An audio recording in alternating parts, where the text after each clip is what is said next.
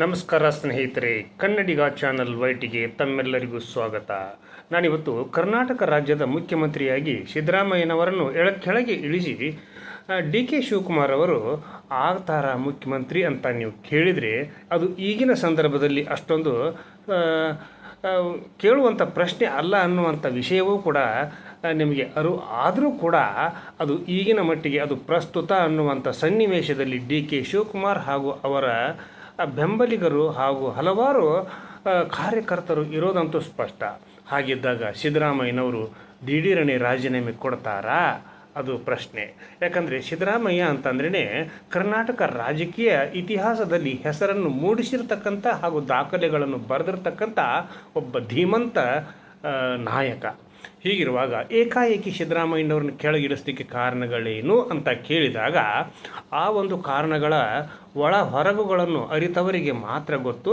ಅದು ನಾನು ಈ ರೀತಿಯಾಗಿ ಹೇಳಿದ್ದೆ ಆ ಸಮಯದಲ್ಲಿ, ಅಂದರೆ ಮಂತ್ರಿಮಂಡಲ ಪುನಾರಚನೆ ಆಗುವಂಥ ಸಮಯದಲ್ಲಿ, ಮುಖ್ಯಮಂತ್ರಿ ಸ್ಥಾನ ಒಪ್ಕೊಳ್ಳುವಂಥ ಸಮಯದಲ್ಲಿ ಅಂತ ಡಿ ಕೆ ಶಿವಕುಮಾರ್ ಅವರು ಹೇಳ್ತಾ ಇದ್ದರೂ ಕೂಡ ಅದನ್ನು ಹೈಕಮಾಂಡ್ ಇನ್ನೂ ಬಾಯಿ ಬಿಟ್ಟು ಹೇಳ್ತಾನೇ ಇಲ್ಲ. ಹಾಗಿರುವಾಗ ಸಿದ್ದರಾಮಯ್ಯ ರಾಜೀನಾಮೆ ಕೊಡಬೇಕಾ? ಹಾಗಾದರೆ ಕೊಡಬೇಕಾದ್ರೆ ಕಾರಣಗಳೇನು, ಆ ಕಾರಣಗಳೇನು ಅನ್ನುವಂಥ ಪ್ರಶ್ನೆಗಳು ಹೇಳ್ತವೆ. ಹಾಗಿದ್ರೆ ಸಿದ್ದರಾಮಯ್ಯನವರನ್ನು ಕೆಳಗಿಳಿಸಿದರೆ ಮುಂದಿನ ಭವಿಷ್ಯ ಕಾಂಗ್ರೆಸ್ ಪಕ್ಷಕ್ಕೆ ಅಷ್ಟೊಂದು ಉಜ್ವಲವಾಗಿದೆಯಾ ಅನ್ನುವಂಥ ಪ್ರಶ್ನೆಗಳು ಕೂಡ ಹೇಳೋದ್ರಲ್ಲಿ ಸಾಧ್ಯತೆ ಇದೆ. ಹಾಗಿರುವಾಗ ಕುರುಬರು ಸಿಡಿದೆದ್ದರೆ ಕಾಂಗ್ರೆಸ್ ಪಕ್ಷಕ್ಕೆ ನಷ್ಟ ಅಲ್ಲವೇ? ಹಾಗೂ ದೀನ ದಲಿತರು ಹಾಗೂ ಅಲ್ಪಸಂಖ್ಯಾತರು ಈಗ ಬಹುತೇಕ ಸಿದ್ದರಾಮಯ್ಯನವರ ಪರವಾಗಿ ಇದ್ದಾರೆ ಅನ್ನುವಂಥ ವಾತಾವರಣ ರಾಜಕೀಯ ವಲಯಗಳಲ್ಲಿ ಹಾಗೂ ಜನಸಾಮಾನ್ಯರ ಮಟ್ಟದಲ್ಲಿ ಇರೋದಂತೂ ಸತ್ಯ. ಹಾಗಿದ್ದಾಗ ಸಿದ್ದರಾಮಯ್ಯನವರಂಥ ಧೀಮಂತ ನಾಯಕನನ್ನು ಕೆಳಗೆ ಇಳಿಸಲಿಕ್ಕೆ ಕಾಂಗ್ರೆಸ್ ಪಕ್ಷಕ್ಕೆ ಆ ಒಂದು ಶಕ್ತಿ ಇದೆಯೇ ಅನ್ನುವಂಥ ಪ್ರಶ್ನೆಗಳು ಕೂಡ ಹೇಳಲಿಕ್ಕೆ ಸಾಧ್ಯ. ಹಾಗಿದ್ದರೆ ಈ ಸಂದರ್ಭದಲ್ಲಿ ಯಾವುದೇ ಕಾರಣಕ್ಕೂ ಕೂಡ ಅಹಿಂದ ವರ್ಗ ಸಿದ್ದರಾಮಯ್ಯನವರನ್ನು ಕೆಳಗೆ ಇಳಿಸಲಿಕ್ಕೆ ಸುತಾರಾಮ್ ಇಷ್ಟಪಡೋದಿಲ್ಲ ಅನ್ನುವಂಥ ವಾತಾವರಣವೂ ಕೂಡ ಇದೆ. ಇವೆಲ್ಲವುಗಳನ್ನು ಮೆಟ್ಟಿ ನಿಂತು ಹೈಕಮಾಂಡ್ ಒಂದು ದಿಟ್ಟ ನಿರ್ಧಾರ ಕೈಗೊಂಡು ಡಿ ಕೆ ಶಿವಕುಮಾರ್ ಅವರಿಗೆ ಮುಖ್ಯಮಂತ್ರಿ ಪಟ್ಟವನ್ನು ಕಟ್ಟಿದ್ದೇನೆ ಆತಂತಂದರೆ ಮುಂದಿನ 28ರಲ್ಲಿ ನಡೀತಿರತಕ್ಕಂಥ ಚುನಾವಣೆಯಲ್ಲಿ ಅದು ಅಧಿಕಾರದ ಆಶೆಯನ್ನೇ ಬಿಡಬೇಕಾಗಬಹುದು ಅನ್ನುವಂಥ ಒಂದು ಮಾತುಗಳನ್ನು ಕೂಡ ಬಹುತೇಕ ಕಾಂಗ್ರೆಸ್ ಪಕ್ಷದಲ್ಲಿ ಆಡ್ತಾ ಇರತಕ್ಕಂಥ ಶಾಸಕರಿಗೇನು ಕಡಿಮೆ ಇಲ್ಲ ಅನ್ನುವಂಥದ್ದನ್ನು ಈ ಸಂದರ್ಭದಲ್ಲಿ ನಾನು ಒತ್ತಿ ಹೇಳಲಿಕ್ಕೆ ಬಯಸಿದ್ದೇನೆ. ಹಾಗಿರುವಾಗ ಮುಂದೇನು ಸಿದ್ದರಾಮಯ್ಯನವರ ನಂತರ ಮುಂದೇನು ಅಂತಂದರೆ ಬಹುತೇಕರಲ್ಲಿ ಅದು ಡಿ ಕೆ ಶಿವಕುಮಾರ್, ಅದು ಪ್ರಶ್ನಾತೀತ ಒಂದು ಉತ್ತರ.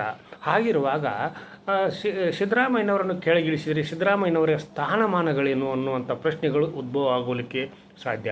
ಹಾಗಿದ್ದಾಗ ಆ ಪ್ರಶ್ನೆಗಳಿಗೂ ಉತ್ತರಗಳನ್ನು ಕಾಲವೇ ನೀಡುವಂಥ ಸಂದರ್ಭ ಇದೆ.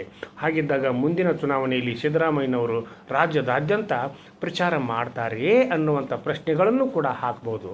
ಹಾಗಿದ್ದಾಗ ಅಲ್ಲಿ ಅವರಿಗೆ ಕಾದು ನೋಡಿದರಾಯಿತು ಅನ್ನುವಂಥ ವಿಚಾರಗಳನ್ನು ಅವರ ಬೆಂಬಲಿಗರು ಆಡ್ತಾ ಇರೋದಂತೂ ಕೂಡ ಸ್ಪಷ್ಟ. ಹಾಗಿರುವಾಗ ಮುಂದೊಂದು ದಿನ ಮುಂದಿನ ಚುನಾವಣೆಯಲ್ಲಿ ಕಾಂಗ್ರೆಸ್ ಪಕ್ಷದ ವಿರುದ್ಧವಾಗಿಯೇ ಮತ್ತೊಂದು ರಾಜಕೀಯ ಪಕ್ಷ ಹುಟ್ಟಬಹುದೇ ಅಂತಂದರೆ ಅದಕ್ಕೂ ಕೂಡ ಸಾಧ್ಯತೆ ಇದೆ ಅನ್ನುವಂಥ ಪ್ರಶ್ನೆಗಳು ಕೂಡ ಹೇಳಲಿಕ್ಕೆ ಸಾಧ್ಯ.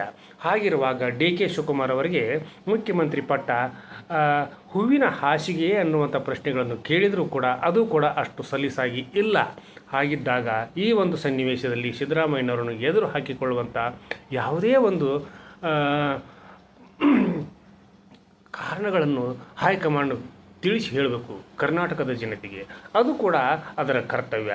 ಹಾಗಿರುವಾಗ ಡಿ ಕೆ ಶಿವಕುಮಾರ್ ಅವರನ್ನು ಕೂಡ ಮುಖ್ಯಮಂತ್ರಿ ಮಾಡಲಿಕ್ಕೆ ಯಾರ್ದು ತಕರಾರಂತೂ ಇಲ್ಲ.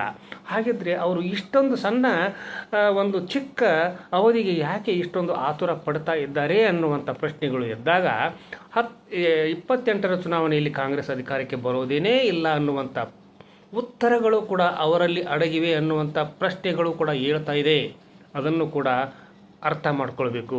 ಹಾಗಿದ್ದಾಗ ಈ ಸಂದರ್ಭದಲ್ಲಿ ಡಿ ಕೆ ಶಿವಕುಮಾರ್ ಅವರು ಎಷ್ಟಾದರೂ ಆಗಲಿ, ಒಂದೇ ದಿನವಾದರೂ ಕೂಡ, 1 ವರ್ಷವಾದರೂ ಕೂಡ, 1.5 ವರ್ಷವಾದರೂ ಕೂಡ ನಾನು ಮುಖ್ಯಮಂತ್ರಿಯಾಗಿ ಮಾಜಿ ಮುಖ್ಯಮಂತ್ರಿ ಅನ್ನುವಂಥ ಒಂದು ಹೆಸರನ್ನು ಕೇಳಿದರೆ ಸಾಕು ಅನ್ನುವಂಥ ಒಂದು ಪರಿಸ್ಥಿತಿಯಲ್ಲಿ ಇದ್ದಾರೆ ಅಂತಂದರೆ ಅದಕ್ಕೆ ಹೌದು ಅನ್ನುವಂಥ ಉತ್ತರಗಳು ಕೂಡ ಬರಬಹುದು. ಹಾಗಿರುವಾಗ ಈ ಒಂದು ಪ್ರಶ್ನೆ ನಿಜಕ್ಕೂ ಕೂಡ ಕರ್ನಾಟಕದ ರಾಜ್ಯದ ಜನತೆಗೆ ಒಂದು ಬಿಡಿಸಲಾರದ ಪ್ರಶ್ನೆಯಾಗಿದೆ.